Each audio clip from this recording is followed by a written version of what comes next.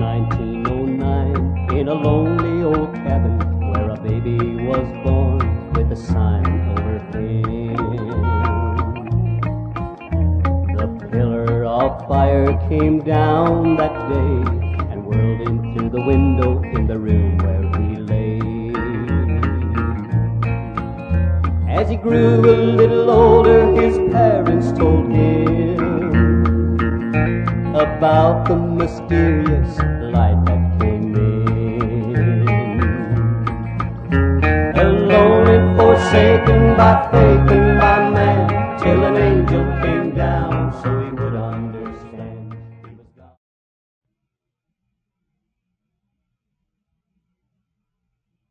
Le combat.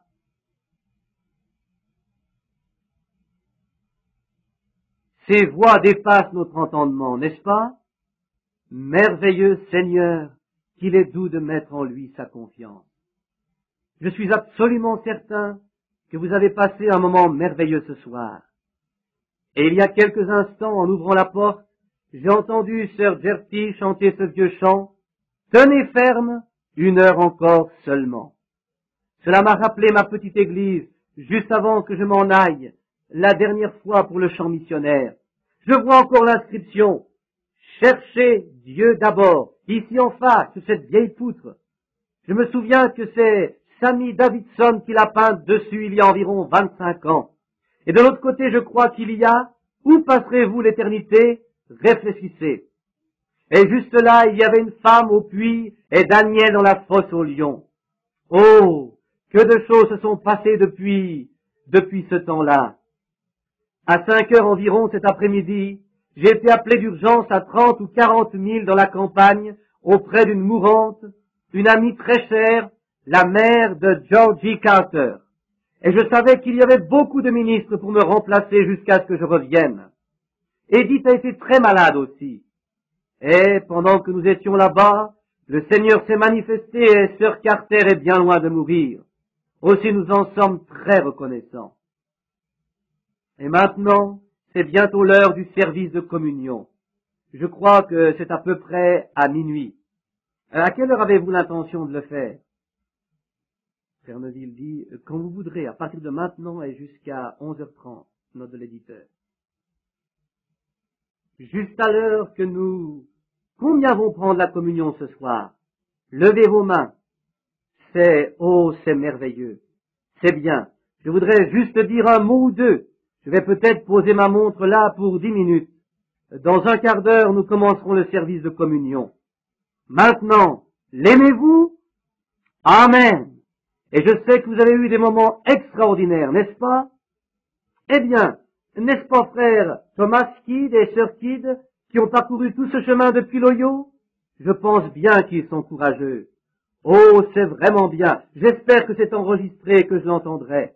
Vous savez qu'ils n'abandonnent pas. Ils ont presque 100 ans. Mais voir des gens comme cela, c'est ce qui me donne du courage. Pensez, je suis un vieil homme, et avant ma naissance, ils prêchaient déjà l'Évangile.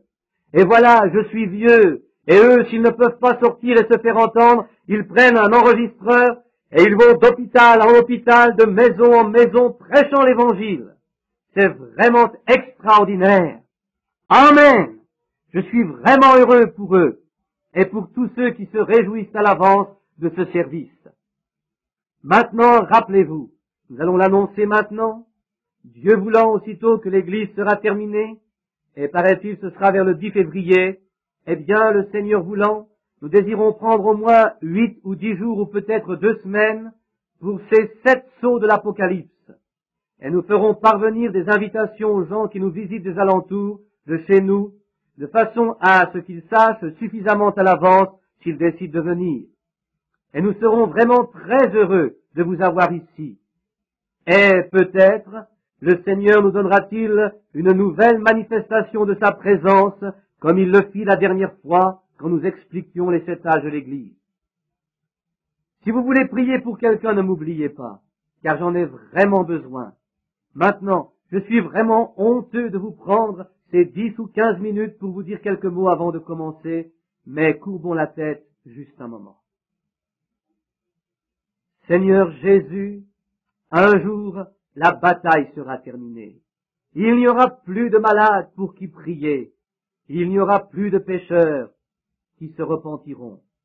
Mais Père, alors que ce jour est ce qu'il est, travaillons pendant qu'il y a de la lumière.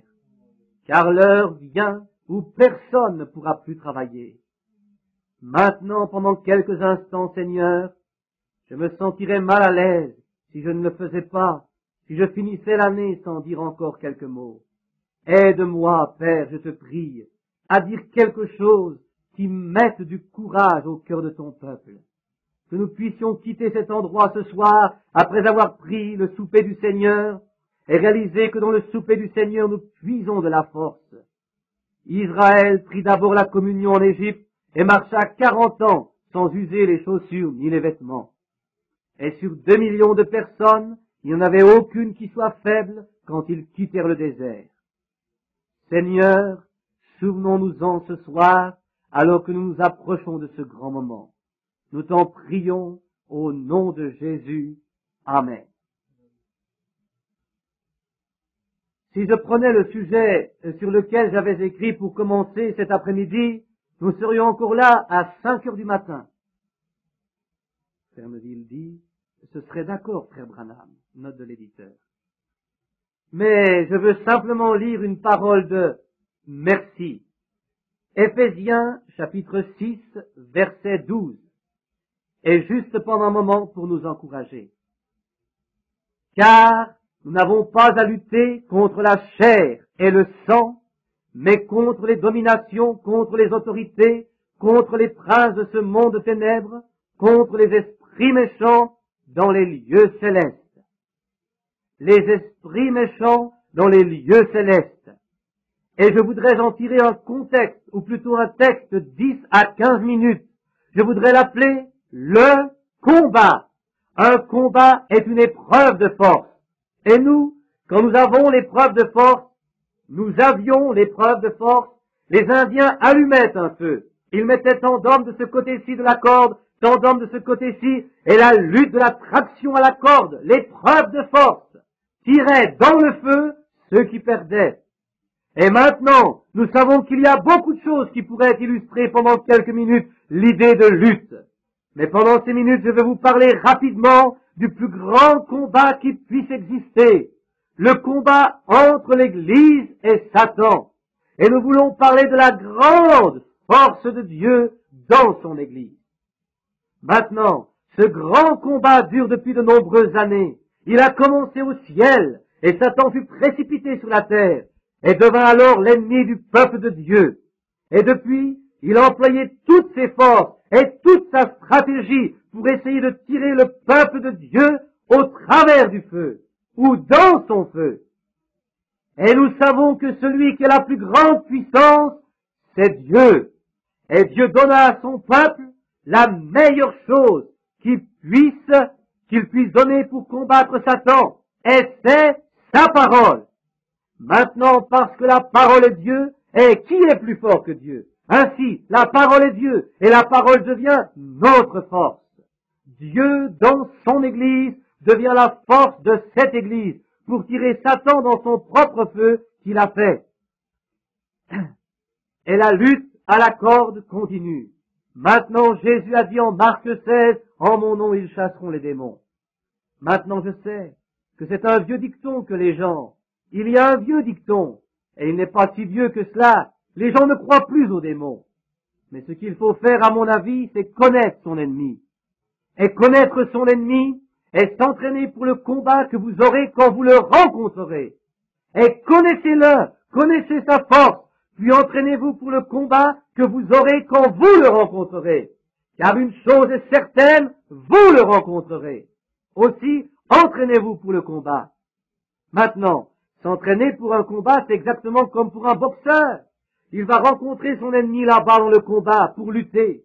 Un bon combattant, généralement, connaît et étudie son adversaire. Il étudie ses coups, il sait où il vise, s'il se penche en avant ou en arrière, s'il est droitier, s'il est gaucher, il étudie tout cela. Et alors, s'il est un bon combattant vif, on lui procure un partenaire de combat qui se battra exactement comme se battra son adversaire, pour qu'il connaisse tous ses coups quand il sera face à lui. Et je pense que c'est une bonne chose pour les chrétiens de faire cela. C'est bien.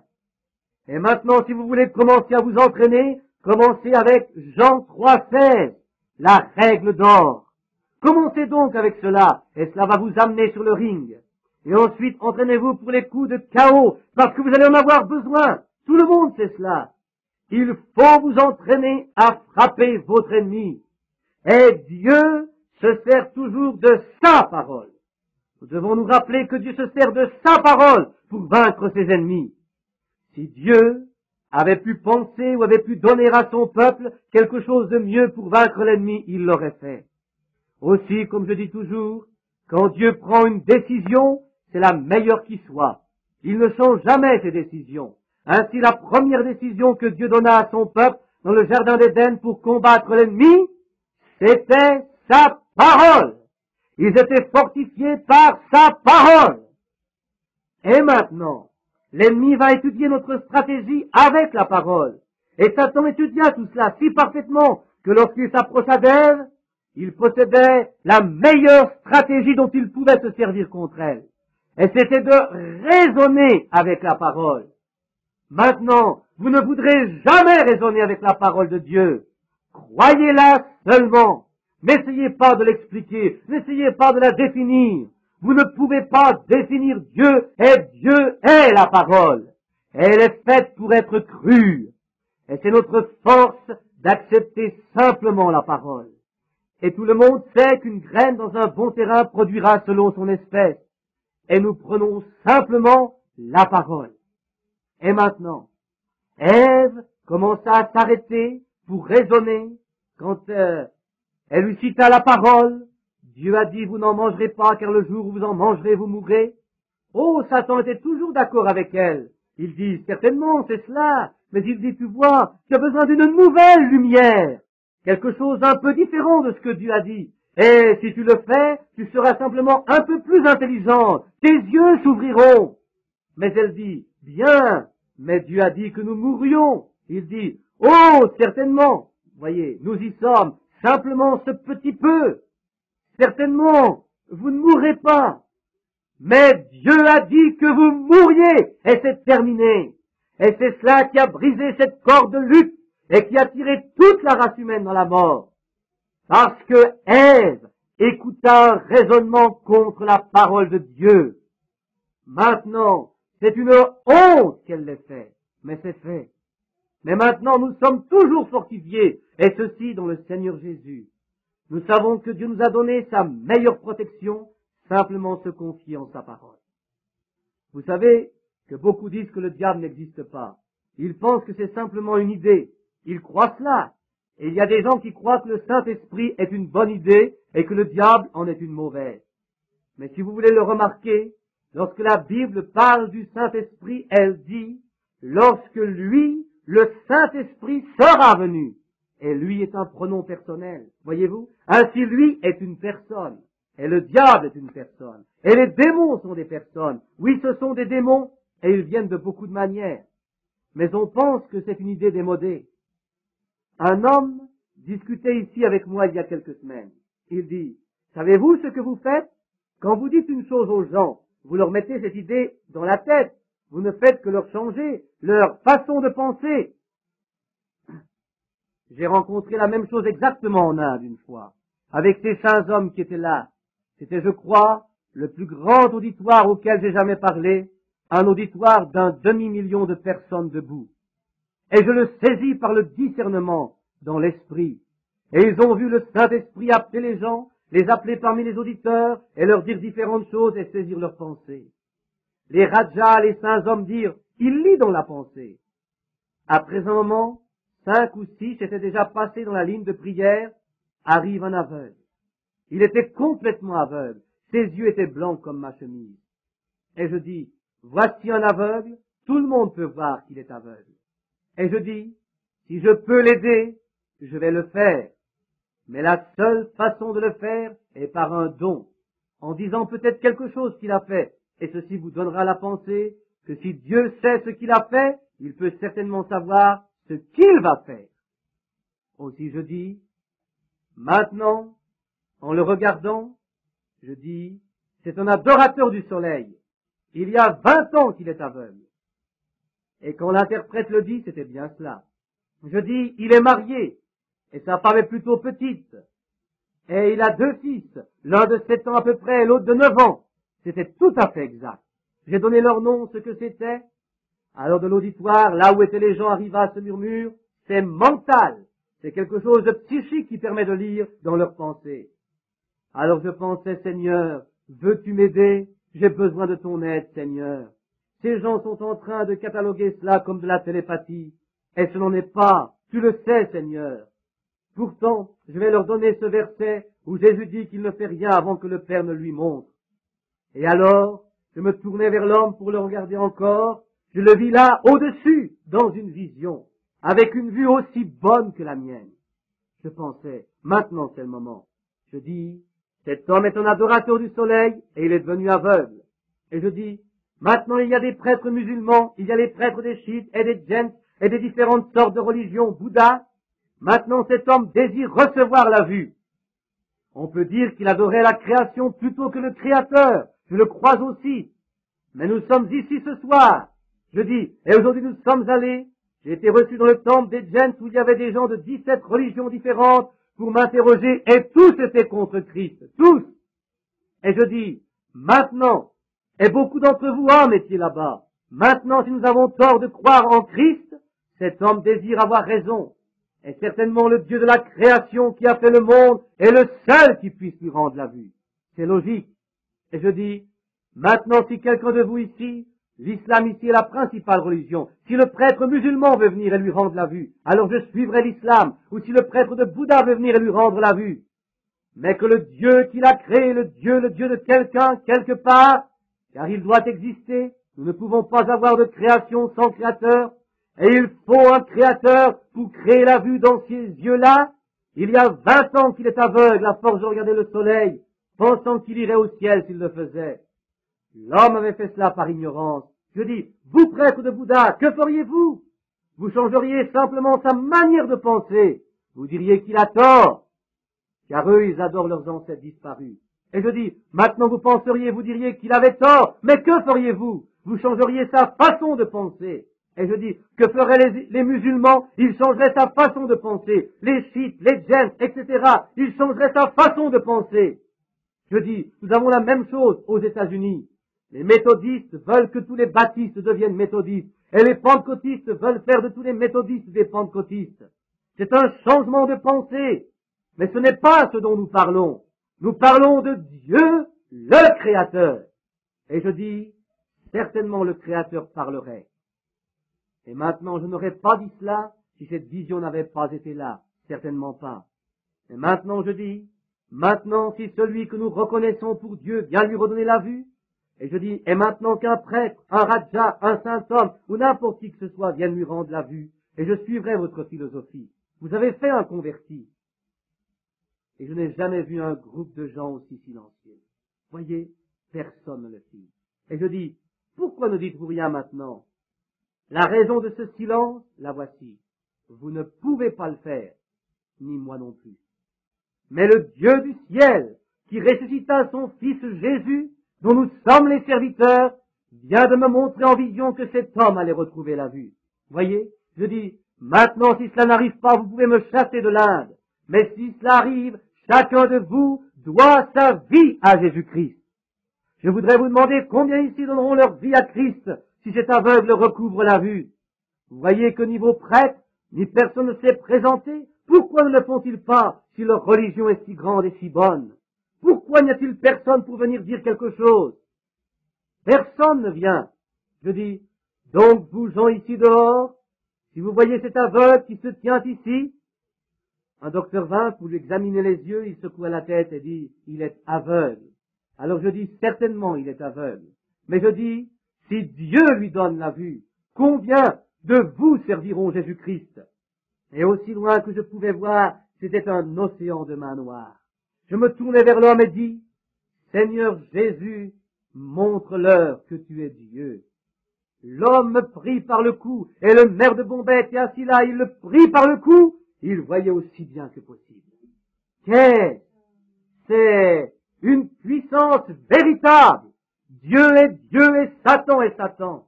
Si vous ne croyez pas au diable, dès le départ, je donne tête baissée contre lui tous les jours.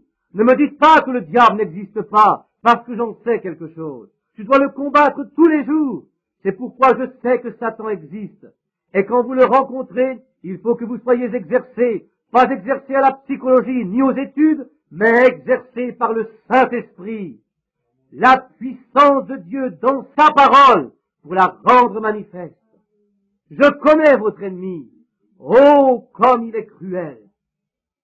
Comme j'aimerais pouvoir rester là un moment et pouvoir m'étendre là-dessus, reprendre la Bible et vous y montrer un homme qui le rencontra face à face. Comment dans la lutte contre l'ennemi, il se fortifiait par la parole de Dieu. Noé en fit l'expérience et il savait que Dieu lui avait dit qu'il pleuvrait. Et la lutte était entre la science et la parole de Dieu. La science disait, cela ne peut pas arriver. Dieu disait, cela arrivera. Amen. Cela existe de la même manière aujourd'hui. Cela va arriver. Cela arrive. Il y a des démons. Mais Jésus les chassa. Et il donna à son Église l'autorité pour le faire. Vous chasserez les démons en mon nom.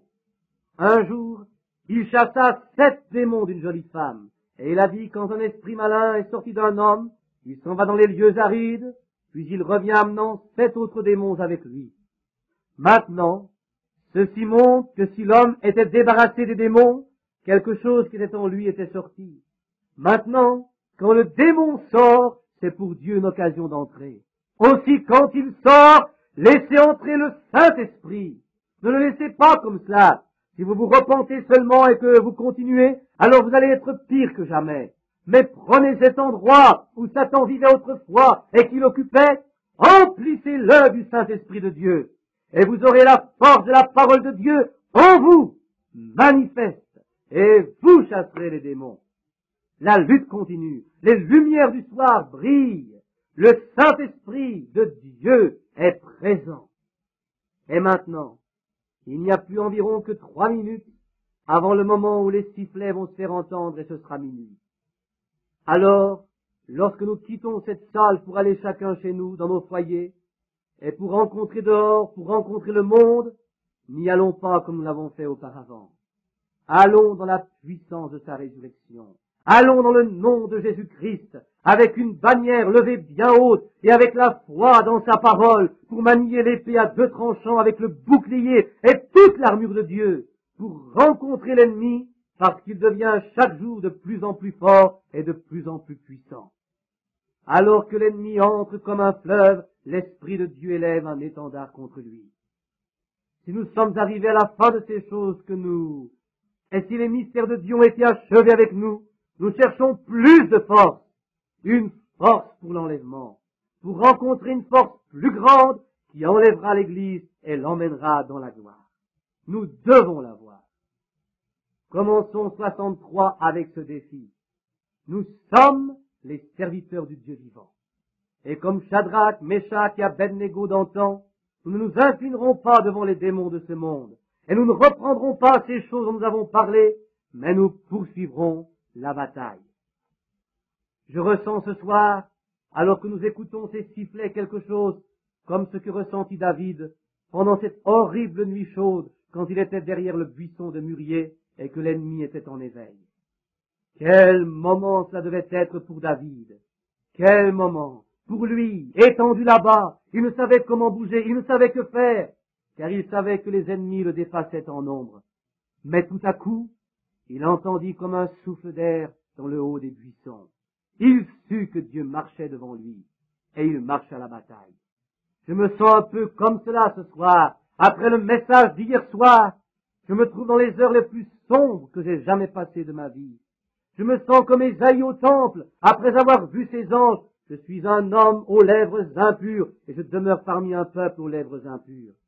Mais, écoutez-moi, il faut que je le rencontre, d'une façon ou d'une autre, et la seule chose, j'attends d'entendre ce mouvement impétueux dans les mûriers pour partir à la rencontre de l'ennemi, où qu'il soit, que Dieu nous aide à le faire. Et maintenant, je crois qu'il est minuit moins 1 minute, et 62 avec tout son passé est terminé. Levons-nous maintenant chacun d'entre nous. La lutte est pour chacun de nous. Paul dit, oubliant ces choses qui sont du passé, toutes ces erreurs de l'année dernière, je cours vers le but pour remporter le prix de la vocation céleste. Toutes les erreurs que j'ai faites pendant ces années passées, pardonnez-les-moi.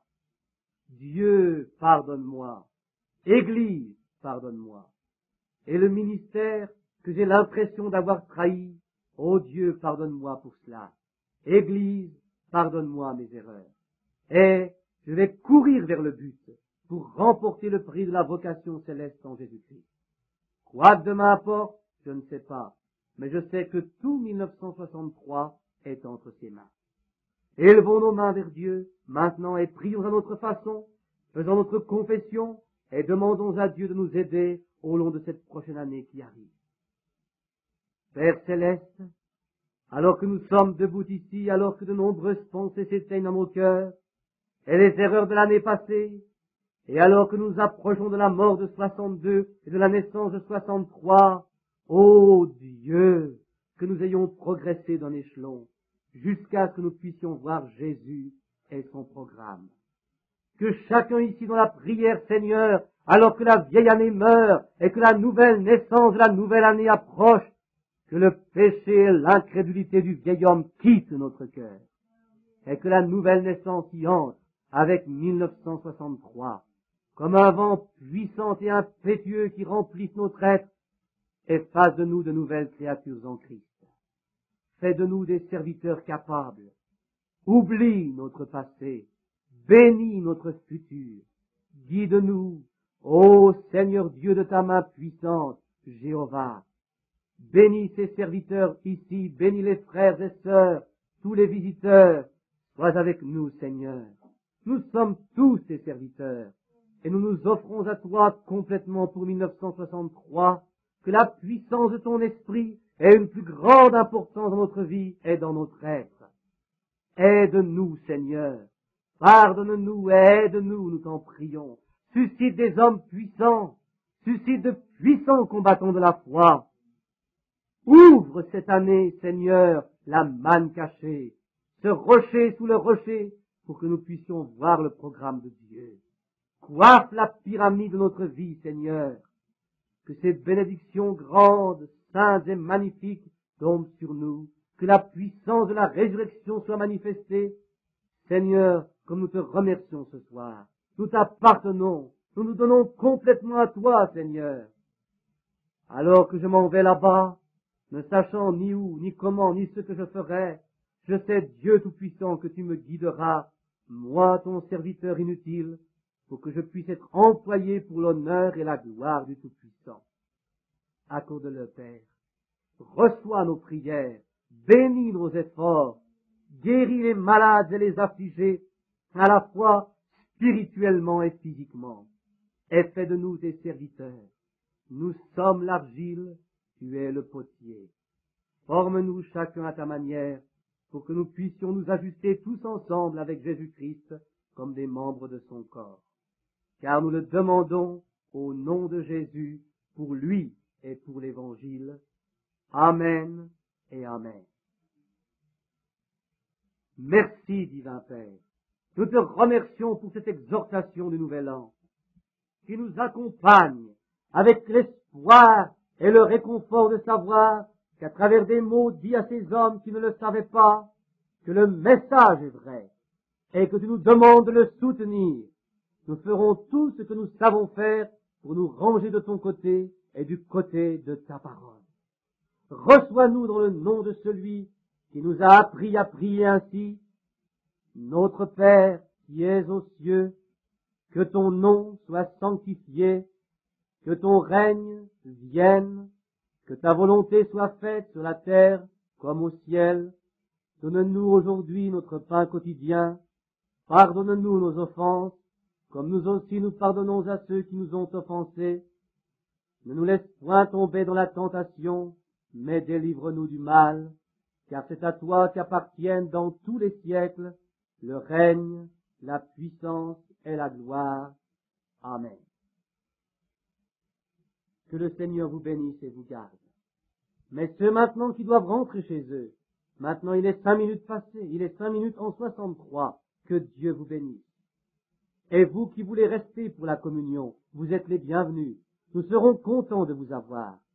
Ce n'est pas une communion qui nous est réservée, c'est pour tous les croyants qui sont en communion fraternelle avec Christ. Vous pouvez rester et prendre la communion avec nous. Et la raison pour laquelle nous faisons cela, c'est parce que c'est la première chose à faire lorsque nous partons en voyage. Et Israël, avant de commencer son voyage, tua l'agneau, mangea les herbes amères et entreprit le voyage. Et je pensais, comme c'est à propos ce soir, l'agneau a été immolé, il a été préparé, c'est la fête, et il est minuit. C'est à minuit, vous savez, qu'il mangeait. Faisons de même. Vous qui désirez rester avec nous et vous préparer pour le voyage à venir qui se prépare, nous serons heureux de vous avoir. Dieu vous bénisse. Et ceux qui doivent partir maintenant, vous pouvez rentrer chez vous, et le Seigneur soit avec vous, jusqu'à ce que nous nous rencontrions de nouveau. Amen.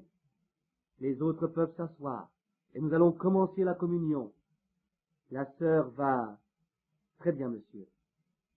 Jusqu'à ce que nous nous retrouvions au pied de Jésus, nous nous retrouvions, Dieu soit avec vous, jusqu'à ce que nous nous retrouvions. Chantons encore, pendant que nous attendons que ceux qui doivent partir soient sortis. Nous pourrons être au calme, et alors ceci est une chose très solennelle. Dans un moment, je vais vous lire les Écritures, quelque chose qui est vraiment bien. Et maintenant, chantons encore. Jusqu'à ce que nous nous retrouvions, serrons la main de quelqu'un. S'il y a quelque chose de mal dans votre vie, s'il y a quelqu'un ici à qui vous avez fait du mal, allez à lui et arrangez cela. Jusqu'à ce que nous nous retrouvions, Dieu, que le pianiste vienne au piano, s'il vous plaît. Avec vous jusqu'à ce que nous nous retrouvions. Jusqu'à ce que nous nous retrouvions au pied de Jésus, jusqu'à ce que nous nous retrouvions, Dieu soit avec vous, jusqu'à ce que nous nous retrouvions. Il prend soin de vous, au soleil ou dans l'ombre, il prend soin de vous. Chantons encore, il prend soin de vous, au soleil ou dans l'ombre, il prend soin de vous. N'est-ce pas beau? Chantons-le encore pendant qu'on fait silence. Fermez simplement vos yeux. De vous, il prend soin de vous, au soleil ou dans l'ombre, il prend soin de vous. Père céleste, nous sommes si heureux d'avoir trouvé qu'il est vrai que dans les heures les plus sombres, comme dans les heures claires, il ne nous quitte, il ne nous abandonne jamais. Nous sommes si heureux de ce que notre confiance soit bâtie sur rien moins que le sang de Jésus avec ses mérites. Nous ne nous confions pas, Seigneur, dans la réputation de ce monde. Nous avons confiance, nous ne nous confions pas même dans la plus douce disposition, mais nous nous appuyons complètement sur le nom de Jésus. Comme nous te remercions, Père. Maintenant, nous allons obéir à l'une des peu nombreuses règles que tu nous as laissées. L'une était le baptême, l'autre la communion, et la troisième le lavage des pieds. Ô Dieu, nous nous approchons solennellement, sachant que l'agneau est l'agneau de la Pâque. Le grand voyage dans le désert est devant tes enfants. Le sang doit être d'abord appliqué sur le linteau de la porte, avant que l'agneau pascal puisse être pris. Dieu, examine nos cœurs maintenant. Le sang est-il là, Seigneur? S'il n'y est pas, nous te prions de l'appliquer maintenant, effaçant nos péchés, les couvrant, et ils seront loin de nous, Seigneur, les péchés de ce monde. Que nous puissions être saints et présentables devant notre Père, alors que nous venons prendre le corps et le sang répandu de notre agneau, le Fils de Dieu, notre Sauveur. Sonde nos cœurs alors que nous lisons, Père, puis fais-nous tiens, car nous le demandons au nom de l'agneau, Jésus-Christ. Amen. Dans le livre des Corinthiens, le 11e chapitre, je désire lire quelques versets en commençant au 23e verset. Je lis ceci, c'est Paul qui parle à l'église de Corinthe. Car j'ai reçu du Seigneur ce que je vous ai enseigné, c'est que le Seigneur Jésus, dans la nuit où il fut livré, prit du pain. Et après avoir rendu grâce, le rompit et dit, ceci est mon corps qui est rompu pour vous, faites ceci en mémoire de moi. De même, après avoir soupé, il prit la coupe et dit, cette coupe est la nouvelle alliance en mon sang, faites ceci en mémoire de moi, toutes les fois où vous en boirez. Car toutes les fois que vous mangez ce pain, ou que vous buvez cette coupe, vous annoncez la mort du Seigneur jusqu'à ce qu'il vienne. C'est pourquoi, celui qui mangera le pain ou qui boira la coupe indignement sera coupable envers le corps et le sang du Seigneur. Que chacun donc s'éprouve soi-même, et qu'ainsi il mange du pain et boive de la coupe, car celui qui mange et boit sans discerner le corps du Seigneur, mange et boit un jugement contre lui-même. C'est pour cela qu'il y a parmi vous beaucoup d'infirmes et de malades, et qu'un grand nombre dorment. Si nous nous jugions nous-mêmes, nous ne serions pas jugés. Mais quand nous sommes jugés, nous sommes châtiés par le Seigneur, afin que nous ne soyons pas condamnés avec le monde. Ainsi, mes frères, lorsque vous vous réunissez pour le repas, attendez-vous les uns les autres. Si quelqu'un a faim, qu'il mange chez lui, afin que vous ne vous réunissiez pas pour attirer un jugement sur vous. Je réglerai les autres choses quand je serai arrivé. Oui, je pense que ce moment est le plus solennel. Il est aussi écrit que lorsque la communion fut donnée pour la première fois et le lavage des pieds, que nous ne pouvons pas faire ce soir, car nous n'avons pas d'eau. L'eau est complètement coupée. Nous n'avons même pas de commodité dans les toilettes, parce qu'ils ont dû arranger cela le mieux qu'ils ont pu pour que nous ayons le service ce soir. Mais nous allons faire comme ils firent. Je crois que c'est Luc qui le dit. Ils chantèrent un cantique puis sortirent. Savez-vous ce que ceci représente? Savez-vous qu'au commencement, quand cet ordre fut donné d'abord à Israël, là-bas en Égypte, ils étaient en route vers la terre promise? Et c'est ce que nous ressentons ce soir, que nous sommes sur la route de la terre promise. Et le voyage est devant nous. Et ils avaient un signe, que lorsque l'ange de la mort passait, il devait avoir du sang sur la porte, ou alors le fils aîné ou l'aîné des enfants de cette maison mourrait. L'idée et le vrai sens étaient d'abord de mettre du sang sur la porte.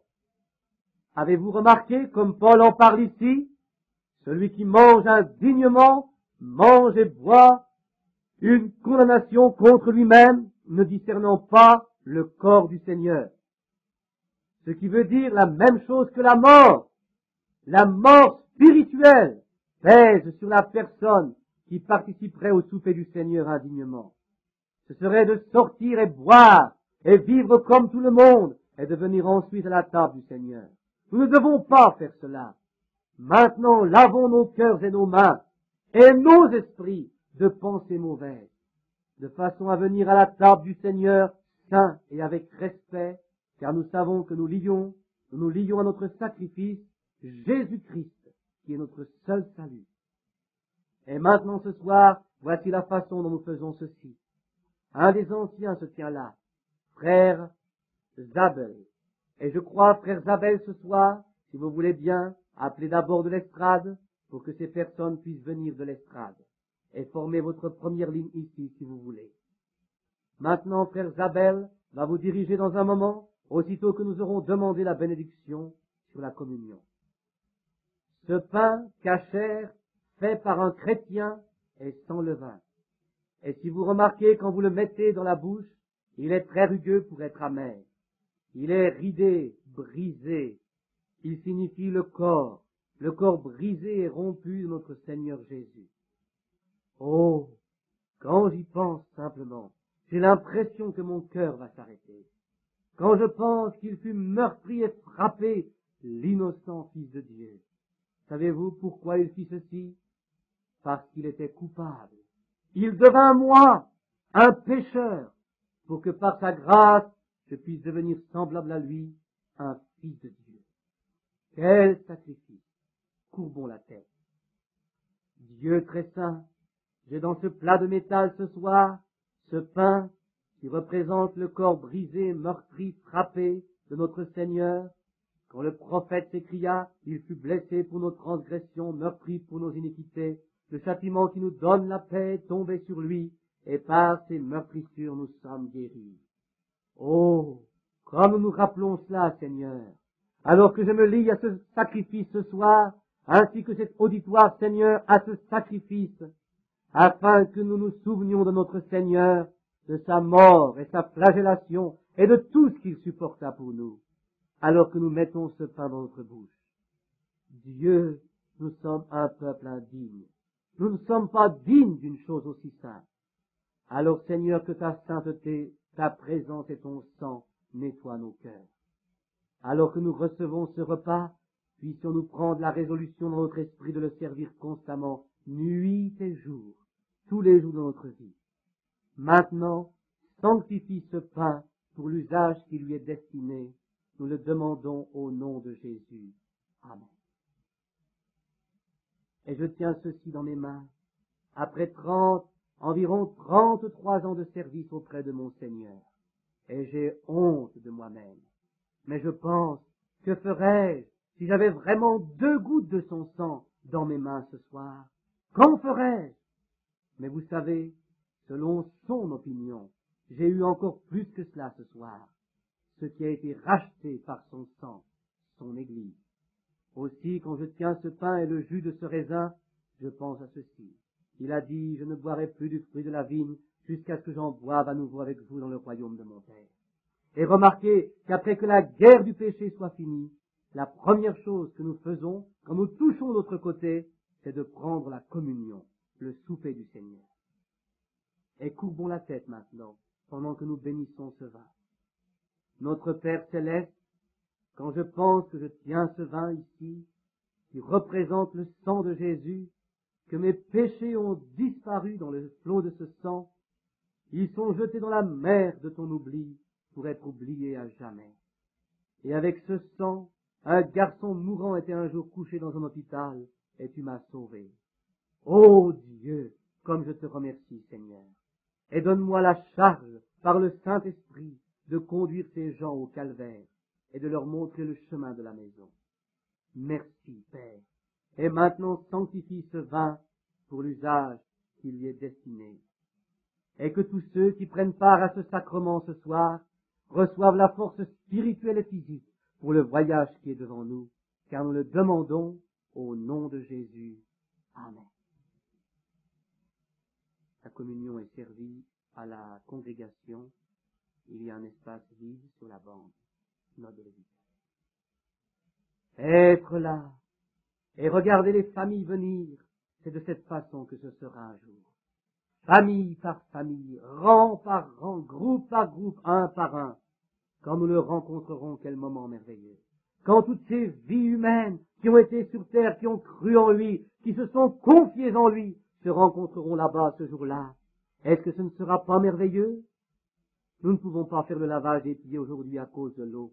Nous n'avons pas suffisamment de commodités actuellement, mais nous pensons qu'elles seront bientôt installées. Ils travaillent bien et vite au nouveau tabernacle.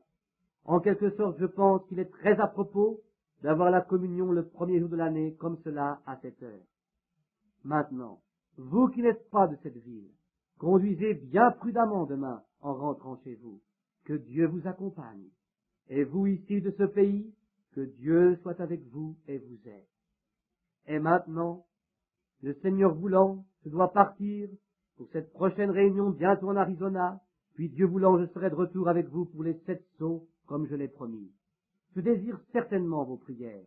J'ai vraiment besoin de vous. Aussi, n'oubliez pas de prier pour moi. Et que tout aille bien pour vous. Et j'apprécie certainement votre présence et comment vous avez écouté ce que je vous ai dit dans l'Évangile. Je crois que nous faisons un changement maintenant, et je vous remercie pour votre bonté. Et beaucoup parmi vous parcourent des kilomètres et des kilomètres pour venir entendre une simple personne comme moi qui essaye d'apporter la parole de Dieu. Je suis sûr que vous êtes venus pour écouter quelque chose de plus important que moi, car je n'ai rien à présenter. Je n'ai ni éducation ni personnalité, il n'y a rien en moi. Alors, quand je vois des gens parcourir des centaines de kilomètres, rester debout et attendre ici à 2 heures du matin, ce n'est pas pour quelque chose que j'ai, c'est Christ. Je suis si heureux que vous l'aimiez, et je l'aime aussi. Et ensemble nous l'aimons. Et parce que nous l'aimons, nous n'aurons jamais à nous séparer. Nous pouvons être séparés pour un peu de temps ici, alors que le temps passe, mais nous serons réunis. C'est mon ambition d'essayer de mener les gens à cet endroit. Et maintenant, commençant la nouvelle année, je ne veux pas vous dire heureuse année. Je veux vous dire Dieu vous bénisse. Et s'il le fait, c'est tout ce dont nous avons besoin pour l'année qui vient. Et je crois qu'il le fera. Et maintenant, nous allons essayer pendant cette nouvelle année, s'il m'épargne, s'il vous épargne par sa grâce, j'espère être un meilleur pasteur l'année prochaine que je n'ai été cette année. J'espère être un meilleur serviteur de Christ. J'essaierai de toutes mes forces de vivre plus près, plus fidèle, pour apporter le message. Comme il me le donne, je vous l'apporterai du mieux que je pourrai. Je ne retiendrai rien de ce qu'il désire que je vous donne. Je ferai tout ce que je saurai faire. Et je sais que vous ressentez la même chose. Vous sentez que nous désirons tous travailler ensemble maintenant, car les lumières du soir se voilent et le soleil se couche. La terre se refroidit, et nous savons que spirituellement l'Église se refroidit et que les réveils sont terminés. Nous ne savons pas ce qui va arriver, mais nous nous confions dans le Seigneur pour cela, quoi qu'il arrive.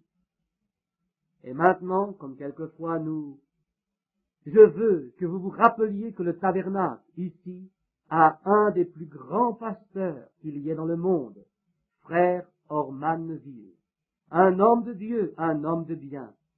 Et pendant mon absence, frère Neville s'occupe de tout exactement comme j'aime que ce soit. Les administrateurs, les diacres, etc. doivent rester à leur tâche comme ils le font. Et ceci est notre quartier général. C'est ici que nous demeurons. Billy Paul ne viendra pas avec moi. Il n'y sera que pour la réunion et reviendra ici. Le travail est tout accompli ici exactement de la même façon. Je vais simplement là-bas, cela ne veut pas dire que je vous quitte. Je m'en vais simplement, comprenez-vous? C'est une vision. Je ne sais pas ce que cela veut dire. J'ai confiance et je crois que ce sera pour l'avancement de toute l'Église. Et je sais que c'est mieux pour nous tous si nous suivons les directives du Seigneur. C'est tout ce que nous savons faire. Ce n'est pas facile pour moi. Je me souviens qu'autrefois j'ai dû aussi m'éloigner de l'Église. Certains d'entre vous qui sont là depuis longtemps s'en souviennent comme j'avais du mal à le faire. J'aime les gens. Quand j'étais un petit garçon, je n'étais pas aimé. Personne n'avait d'affection pour moi quand j'étais petit. Et moi, quand je trouvais quelqu'un qui m'aimait, je pensais que j'aurais voulu mourir pour lui. Et maintenant, parce que quelqu'un vous aime, parce que quelqu'un prend soin de vous, un jour, je grimpais à un poteau, et mon crochet a glissé sur un vieux poteau de cèdre, et le nœud était haut. Je l'ai accroché avec mon éperon, et je me suis retourné. Je suis tombé de 15 pieds de haut, et j'ai accroché mon bras. Une femme a crié, et elle s'encourageait en quelque sorte. J'ai toujours aimé cette femme, car elle s'inquiétait de moi. Elle était quelqu'un qui s'inquiétait des autres. Et moi, j'ai toujours pensé, ceux qui s'inquiètent de moi, je les aime. Et ici, il y a quelque temps, j'étais en ville, je pensais aux jours passés et à ce que Dieu a fait pour moi. Et certainement, je l'apprécie. Et je vous remercie pour votre affection et votre amour fraternel. Et je n'essayerai jamais de mal vous diriger. Ce sera toujours le droit chemin, autant que je le sache. Et vous pouvez témoigner que je ne dis jamais rien de moi-même. C'est toujours Jésus-Christ. Voyez, j'ai essayé de me tenir aussi près de la parole que je savais le faire, de vous conduire et de vous guider vers cet endroit. Et je vous remets maintenant aux mains de Frère Neville, d'abord entre les mains de Dieu, et ensuite aux soins de Frère Neville, pour être le pasteur de cette église et garder l'héritage jusqu'à ce que je puisse avoir cette réunion et revenir vers vous à nouveau. Confiant qu'à ce moment-là, je pourrai vous apporter une grande révélation de Dieu qui fera tressaillir tous les cœurs et glorifiera l'Église de Dieu. Nous prenons habituellement la communion, je ne veux rien dire de plus. Vous savez ce que je ressens. Je crois que nous devrions chanter tout de suite ce chant. Ma foi, regarde à toi, agneau du calvaire. Et tandis que nous sommes debout et chantons, serrons-nous la main les uns les autres et disons, Dieu vous bénisse. Ma foi, regarde à toi, Sauveur divin, entends ma prière et efface toutes mes fautes. Je suis tout à toi. Maintenant, levons les mains vers lui. Ma foi, regarde à toi, agneau du calvaire, Sauveur divin, entends ma prière et efface toutes mes fautes. Oh, qu'à partir de ce jour, ce soit tout à toi. Jusqu'à ce que nous nous retrouvions, que nous nous retrouvions au pied de Jésus, jusqu'à ce que nous nous retrouvions, que Dieu soit avec vous, jusqu'à ce que nous nous retrouvions. Jusqu'à ce que nous nous retrouvions, que nous nous retrouvions aux pieds de Jésus, jusqu'à ce que nous nous retrouvions, que nous nous retrouvions. Dieu soit avec vous, jusqu'à ce que nous nous retrouvions. Courbons la tête maintenant. Frère Neuville, voudriez-vous prier alors que nous nous séparons? It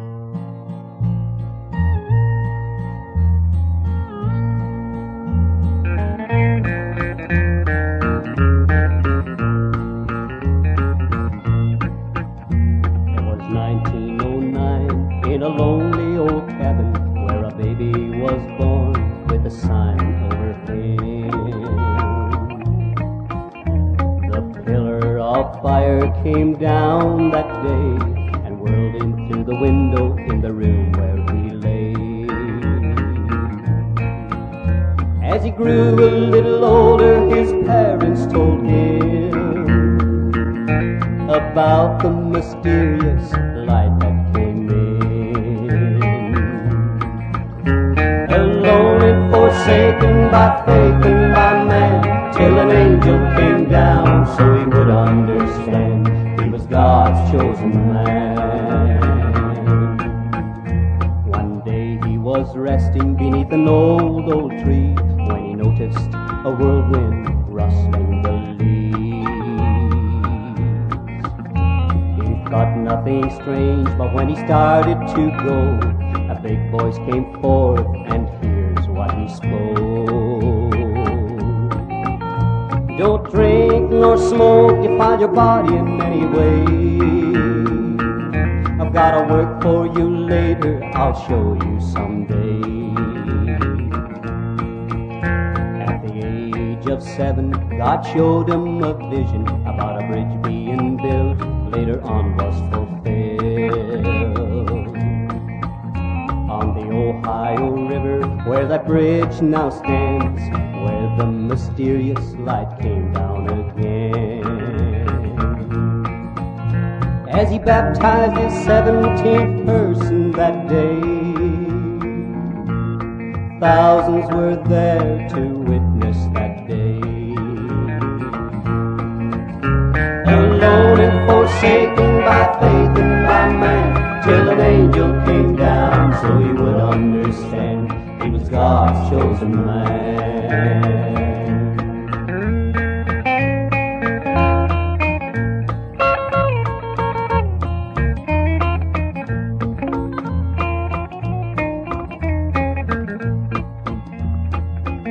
Now the story I told you, I know there is more. It was the fulfillment of Malachi 4. Now if there's a doubt in your mind what you've heard, don't take it from me, check it out with the Word. With an open heart, God will show that it's plain that we're